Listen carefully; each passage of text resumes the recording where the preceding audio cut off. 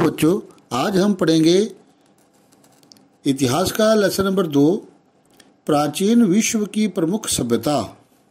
तो वीडियो शुरू करने से पहले मैं आपको बताना चाहता हूं कि यदि आपने मेरा ये चैनल जिसका नाम economic analysis with Ashwini Kumar Gupta है उसे सब्सक्राइब नहीं किया तो प्लीज़ उसे सब्सक्राइब कर दें, लाइक कर दें, शेयर कर दें और साथ में बेल आइकन बटन को दबाना ना भूलें ताकि मेरे आने वाले नए नए वीडियो और नोटिफिकेशंस आपको प्राप्त होते रहें।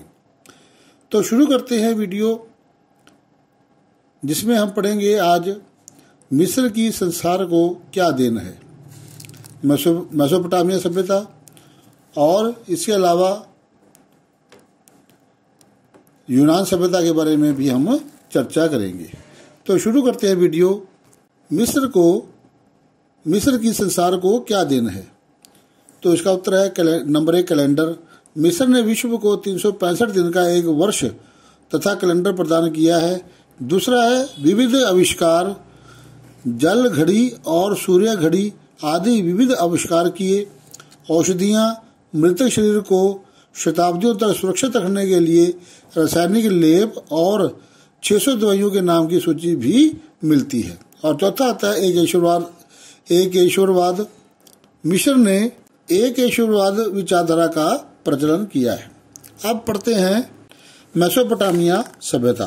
तो इसमें हम पढ़ेंगे मेसोपोटामिया का क्या अर्थ है। तो उत्तर इसका आता है यह शब्द यूनानी भाषा का है जो 2 शब्दों के मिल से बना है, पहला मेसो, दूसरा पोटम। इस प्रकार इसका अर्थ 2 नदियों के बीच का भाग हुआ। ये 2 नदियां दजला और फुरात थी। दूसरा प्रश्न आता है मेसोपोटामिया क्षेत्र में विकसित होने वाली विभिन्न सभ्यताएं कौन कौन सी थी? तो कौन कौन सी सभ्यताएं थी? नंबर 1 सुमेरियन सभ्यता, दूसरी आती है बेबीलोनिया सभ्यता, तीसरी आती है असीरिया सभ्यता। तो इस प्रकार से हमने देखा 3 सभ्यताएं इसमें आई। अगला प्रश्न आता है जुगरात क्या होते हैं? तो जुगरात का उत्तर होता है सुमेर के नगरों में पिरामिड की आकृति में बनाए जाने वाले ऊंचे मंदिरों को, जो ऊंचे ऊंचे मंदिर होते थे उन्हें जुगरात कहा जाता था। बेबीलोन में का जुगरात 300 फुट ऊंचा और लंबा चौड़ा था। आगे पढ़ते हैं मेसोपोटामिया सभ्यता के राजनीतिक, आर्थिक, धार्मिक और सामाजिक जीवन के बारे में वर्णन करो। तो हम एक एक करके इसका वर्णन करते हैं।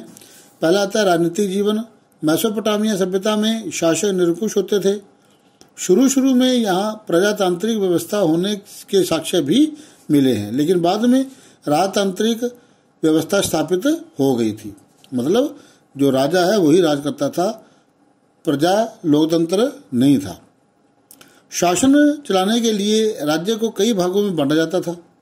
प्रांत के गवर्नर का चयन राजा के द्वारा किया जाता था और उसका काम शांति स्थापित करना, कर वसूलना, युद्ध में सहयोग करना आदि गवर्नर के काम होते थे। दूसरा आता है सामाजिक जीवन। मेसोपोटामिया सभ्यता का समाज उच्च, मध्यम और निम्न 3 समूहों में बंटा था। उच्च वर्ग के राजा, उच्च पद के अधिकारी, पुरोहित आदि शामिल थे। जो उच्च वर्ग था उसमें राजा, पुरोहित और ऊंचे ऊंचे पदों पर काम करने वाले अधिकारी ही शामिल थे, जबकि मध्यम वर्ग में सामंत व व्यापारी वर्ग शामिल था। निम्न वर्ग में किसान और दास लोग आदि शामिल थे। महिलाओं की स्थिति सामान्य थी। अब आता है तीसरा आर्थिक जीवन। यहाँ के लोगों की जीविका का प्रमुख साधन कृषि था। इसमें जौ, गेहूं, कपास, अंगूर आदि की खेती की जाती थी। सोने, चांदी व तांबे के टुकड़े तथा कीमती पत्थर आदि से लेन देन किया करते थे। आगे आता है धार्मिक जीवन। मेसोपोटामिया सभ्यता के लोग कई देवी देवताओं को मानते थे।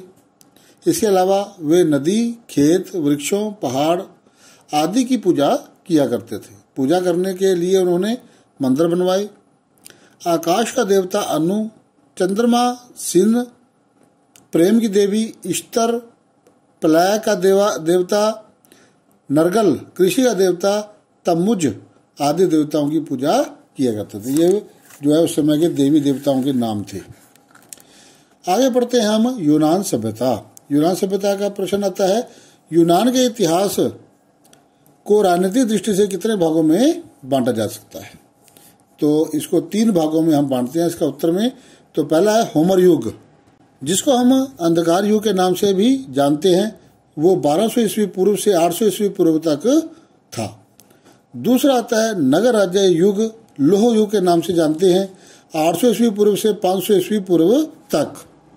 और तीसरा आता है हेलेनिस्टिक युग, तो ये 500 ईस्वी पूर्व से 200 ईस्वी पूर्व था।